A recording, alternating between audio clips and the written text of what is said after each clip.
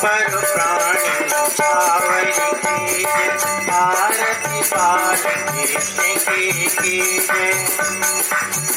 हाँ बलिदाबू को छोटो भैया कन्या कही कही बोले मैया परम मुदित मन ले तु बलैया अपनो सर्व को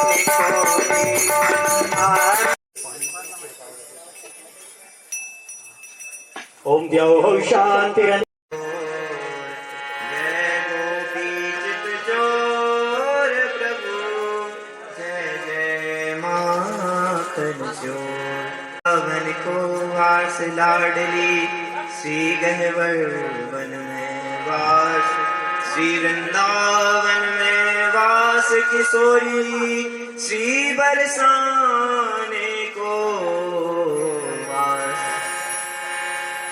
श्री वृंदावन के वृक्ष को मरम न जाने को आइए अपनी वाक सिद्धि को अपनी वाणी को पवित्र करने के लिए श्री पवित्रतम अत्यंत जो परम पवित्र हैं श्रीमन नारायण श्री बांके बिहारी उनके श्री चरणों में हम सब लोग प्रेम से कीर्तन करेंगे। सब लोग बोलेंगे जय जय राधा रमण हरि बोल रे जय जय राधा रमण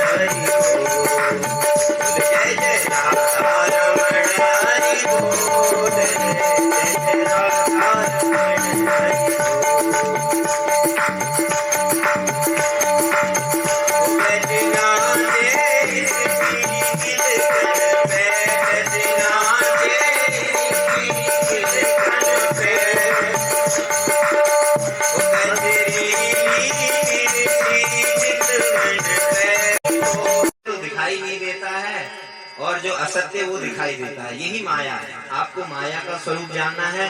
सत्य जो है वो नहीं दिखाई देता है, असत्य हमें दिखाई देता है। जैसे ये जगत क्या है, ये सब असत्य है और भगवान क्या है, सत्य है। पर माया का ऐसा प्रबल दोष है, भगवान हमें दिखाई नहीं देते, संसार दिखाई देता है।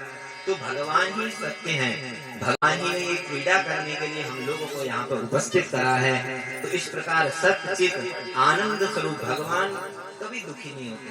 आनंद से क्षीर समुद्र में लक्ष्मी भगवान के चरणों को आराम आराम से दबा रही हैं और भगवान आराम से शेष सैया पे अनेक सहस्त्र फड़ों वाले जो नाग हैं, शेष हैं, उनके ऊपर भगवान शांताकारम भुजंग शयनम। कितने हमारे घर में एक सांप घुस जाए तो हम अशांत कारा हो जाते हैं, शांति से नींद भी नहीं आएगी। जिस दिन घर में सांप घुस गया तो उस दिन जब तक बाहर नहीं निकलेगा तब तक नींद नहीं आएगी। पाँव नहीं रखेंगे घर के अंदर। पर भगवान का कितना शांत स्वरूप है, सहस्त्र फलों वाले शेष के ऊपर बैठकर भी भगवान आराम से इतने आनंद से मुस्कुराते हुए शयन कर रहे हैं। तो भगवान शांताकारम भुजग शयनम, तो ऐसे आनंद स्वरूप श्री भगवान है। और विश्वोत्पत्त्यादि हेतवे, विश्व की उत्पत्ति पालन श्रृंगार भगवान के ही द्वारा होता है। और तापत्रय विनाशाय, बोले तापत, बोले करसती कृष्ण, इसकी व्युत्पत्ति क्या है? संस्कृत अगर हम उससे देखें तो करसती कृष्ण, भगवान का एक बार जो हमारे श्याम सुंदर की मोहिनी रूप को निहार लेता है, वो क्या कर लेते हैं? आकर्षण कर लेते हैं, अपने ओर खींच लेते हैं। ऐसे भगवान श्री कृष्ण है। करसती कृष्ण, जो अपने प्रति आकर्षण करने, बड़े से बड़े योगियों को और बड़े से बड़े भोगियों को भी जो आकर्षण कर ले, ऐसे हमारे भगवान श्री कृष्ण हैं। तो इसका भी उदाहरण है। बोले बड़े से बड़े योगी कौन है? श्री सुखदेव जी महाराज। यम प्रव्रजन्तमनुपेतमपेत कृत्यम द्वैपायनो विरह कातर आजुहावः। ऐसे श्री सुखदेव जी महाराज हैं, जन्म लेते ही जो जंगल की ओर वैराग्य इतना तीव्र, जंगल की ओर भागने लगे।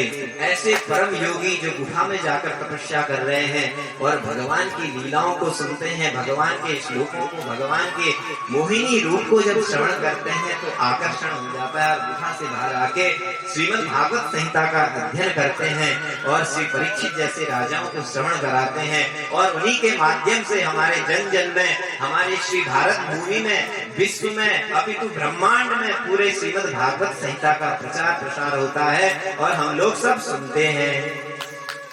तो ये सब किसकी कृपा है? श्री सुखदेव जी की कृपा है। तो भगवान सबसे बड़े योगी कौन है? श्री सुखदेव जी सबसे बड़े योगी हैं। तो उनको आकर्षण कर लिया भगवान ने। और बोले सबसे बड़ा भोगी, तो आपको मैं एक प्रसंग के माध्यम से यहाँ पे श्रवण कराना चाहता हूँ। श्री रंगम आपने सुना होगा, दक्षिण में श्री रंगम करके एक क्षेत्र है, दिव्य देश है। वहां पे भगवान का नित्य हर साल ब्रह्मोत्सव होता है, बड़े धूमधाम से ब्रह्मोत्सव मनाया जाता है। भगवान की नित्य प्रति सवारियां उठती हैं। भगवान अनेक रूपों में, कभी भगवान बंसी बजा रहे हैं, कभी कुछ लीलाएं करें, अनेक प्रकार की लीलाएं करते हुए भगवान अपने गर्भगृह से बाहर आते हैं और मंदिर के ओर सब भक्तों को दर्शन देने जाते हैं। भक्त दर्शन करने नहीं जाते, भगवान खुद स्वयं दर्शन देने जाते हैं भक्तों को। कितने कृपालु हैं। इतने कृपालु श्री भगवान को भी हम छोड़ के अन्य की शरणागति करते हैं। हमसे कुबुद्धि कौन होगा? तो ये हम लोगों को विचार करना चाहिए। तो बड़े से बड़े योगी, वहां पे एक बहुत बड़ा भोगी श्री धनुर्दास, उसका नाम था धनुर्दास। श्री रंगम में नित्य भगवान का ब्रह्मोत्सव चलता था और धनुर्दास नामक एक पुरुष और उसकी पत्नी हेमांबा इतना आसक्त था अपनी पत्नी में, अपनी पत्नी को एक क्षण बिना देखे रह नहीं पाता था और अपनी पत्नी के नेत्रों को देखकर धूप में चल रहा है तो छाता लगा के अपनी पत्नी के पीछे पीछे जाता था। तो जब श्रीरंगम में भगवान वेंकटेश जी की सवारी उठ रही थी, भगवान की जय जयकार हो रही थी, उसी समय श्री रामानुज स्वामी जी भी, परम करुणावतार श्री रामानुज स्वामी जी भी वहां पे उपस्थित थे, जो हमारे आचार्य, हम सब जीव मात्र के आचार्य हैं, क्योंकि ये लक्ष्मण जी के अवतार हैं। श्री रामानुज स्वामी जी का आपने नाम सुना होगा, दक्षिण के बहुत बड़े आचार्य हुए, वैष्णवाचार्य हुए। तो ये शेष के अवतार हैं, श्री लक्ष्मण जी के अवतार हैं। तो ये हम सब लोगों के आचार्य हैं। अभी तो हमारे नहीं, ये भगवान स्वयं भगवान के भी आचार्य हैं। जब आप लोग कथा श्रवण करेंगे तो भगवान को भी इन्होंने गुरु दीक्षा दी। तो ऐसे श्री आचार्य शेष जी महाराज, क्योंकि ये शेष है, नाम ही शेष है, परमात्मा के बाद बचा हुआ शेष शेष जी हैं, उनके अलावा कुछ नहीं है। परमात्मा के बाद जो बचा उसे शेष कहते हैं। तो इस प्रकार जब रामानंद स्वामी जी ने उस धनुर्दास को देखा, आसक्त की अपनी पत्नी के ऊपर छाता लेकर अपनी पत्नी को ही निहार रहा है और यहाँ से भगवान की सवारी जा रही है, भगवान को इसने एक क्षण भी नहीं निहारा। कैसा ये भोगी है। देखो आचार्य की कितनी करुणा होती है, गुरु कितने करुणावान होते हैं। हम लोग भोगों में लिप्त होते हैं और गुरुदेव भगवान हमें देखते हैं और सोचते हैं ये इसको भगवान के पास ले जाना चाहिए। भगवान श्रीमान आपके सामने श्रीरंग भगवान श्री वेंकटेश भगवान की सवारी जा रही थी, सब वैष्णव सब भक्तजन दर्शन कर रहे थे, अभी तो आप अपनी पत्नी के ऊपर छाता लेकर खड़े थे, बड़ा आश्चर्य हुआ, क्या बात है। तो धनुर्दास ने कहा, हे ब्राह्मण देव, हे आचार्य देव, मुझे अपने पत्नी के इस सौंदर्य में इतना आनंद आता है और मुझे कुछ अच्छा ही लगता ही नहीं है इन्हें देखने के अलावा। तो रामानंद स्वामी जी को बड़ा आश्चर्य हुआ और मन में विचार करने लगे, ये तो बड़ा भोगी, बड़ा आसक्ति जान पड़ता है, तो इसको भगवान के प्रति खींचना चाहिए। तो रामानंद स्वामी जी ने बोला, कल आप क्या मंगला आरती में आ सकते हैं भगवान का दर्शन करने? तो धनुर्दास जी ने कहा, इनसे पूछिए। पत्नी थी बगल में हेमांबा, उनका नाम था हेमांबा, अंबा बोलते, दक्षिण में माँ को बोलते अंबा, तो उनका नाम हेमा था, हेमांबा। तो हेमांबा को बोले इनसे पूछिए। तो हेमांबा ने बोला, ठीक है गुरुदेव, हम प्रातः काल मंगला दर्शन करने आएंगे।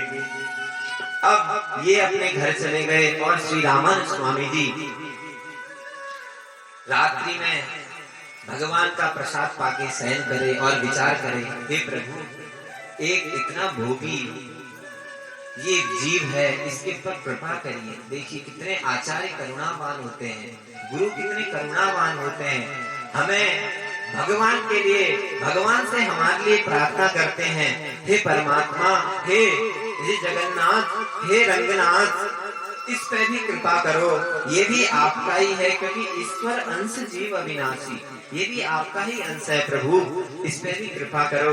कल आपकी लाज मेरी लाज आपके हाथों में है। और इस प्रकार विचार करते करते रात्रि भर विचार करते करते प्रातः काल हो गया, मंगला आरती का समय हुआ और दिव्य देश में विष्णु सहस्त्र नाम इत्यादि पाठों का उच्चारण होने लगा। और यहाँ उस भीड़ में मंगला आरती के हेमांबा और धनुर्दास जी भी आए। अभी भी वो भगवान के केवाड़ को नहीं देख रहा है, अभी तो अपने पत्नी को ही देखकर चलते चलते जा रहा है। तो रामानंद स्वामी जी बोले उनको आगे बुला, तो भीड़ के अंदर में सबसे आगे उन धनुर्दास को बुला के ले गए और घंटी बजी, उत्तिष्ठोत्तिष्ठ गोविंदा, उत्तिष्ठ गरुड़ध्वजा, उत्तिष्ठ कमला कांतः, त्रैलोक्यं मंगलम कुरु। कौसल्या सुप्रजा रामः, पूर्वा संध्या प्रवर्तते, उत्तिष्ठ नरसार्दूल, कर्तव्यम दैवमान्निकम्। इस प्रकार मंत्रोच्चारण हो रहे हैं, भगवान को जगाया जा रहा है और मंगला आरती होने लगी। श्रीकांताय देवाय कल्याण निधेयिनां श्री वेंकट निवासाय श्रीनिवासाय मंगलम। भगवान का मंगल कार हो रही है, भगवान की जय जयकार हो रही है। तो धनुर्दास को अभी भी आरती हो रही है, धनुर्दास पर भगवान को नहीं देख रहा। श्री रामानंद स्वामी जी ने कहा, हे जीव, भगवान को निहारो, भगवान को देखो। तो उन्होंने कहा, ना मैं नहीं देखूंगा, क्योंकि मुझे तो अपनी पत्नी के सौंदर्य के अलावा, इनके नेत्रों के अलावा मुझे कुछ, अब उसको कुछ भान नहीं रही और भगवान के नेत्रों को ही निहारने लगा। उसको अब कुछ नहीं दिख रहा है, भगवान श्री रंग के ही नेत्र दिख रहे हैं। अब पर्दा लग गया, रोने लगा श्री धनुर्दास, हे प्रभु दर्शन दो, कहां चले गए? इस प्रकार जब रोने लगा, उसके नेत्रों से जल की धाराएं बहने लगी, अनेकानेक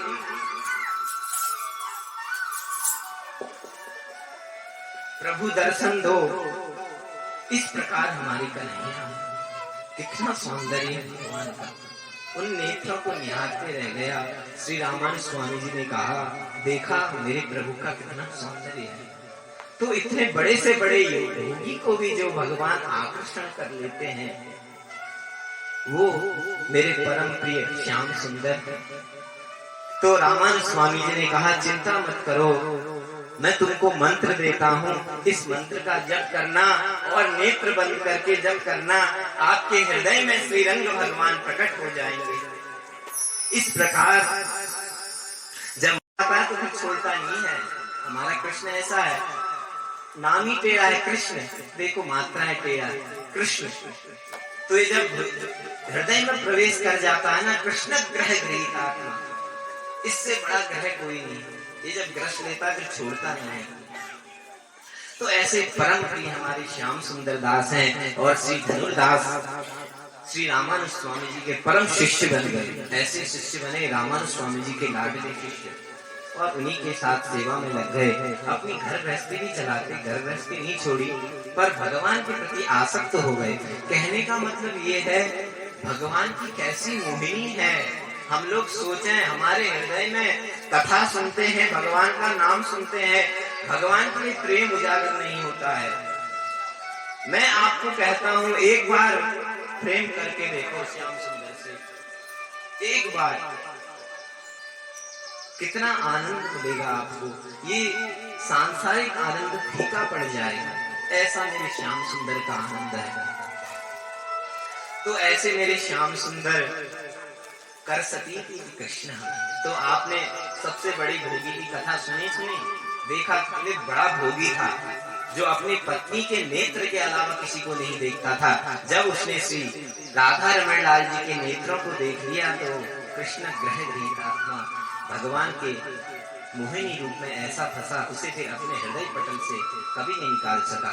तो हम लोगों को भी यही सीखना चाहिए कि भगवान से ऐसा प्रेम करें जैसे हम अपने बालक से प्रेम करते हैं। गोपाल जी क्या है, उन्हें खिलाए। अपने बालक के प्रति जितना स्नेह हो उतना भगवान के प्रति स्नेह हो। ऐसा नहीं वृंदावन गए, अरे दुकान में देखा गोपाल जी थे और उठा लाए और भगवान को खिड़की के अंदर अपने एक अलमारी के अंदर रख दिया बंद करके, और सुबह शाम धूप दीप चनौरी भोग लगा दी। भगवान ठीक है, कल्याण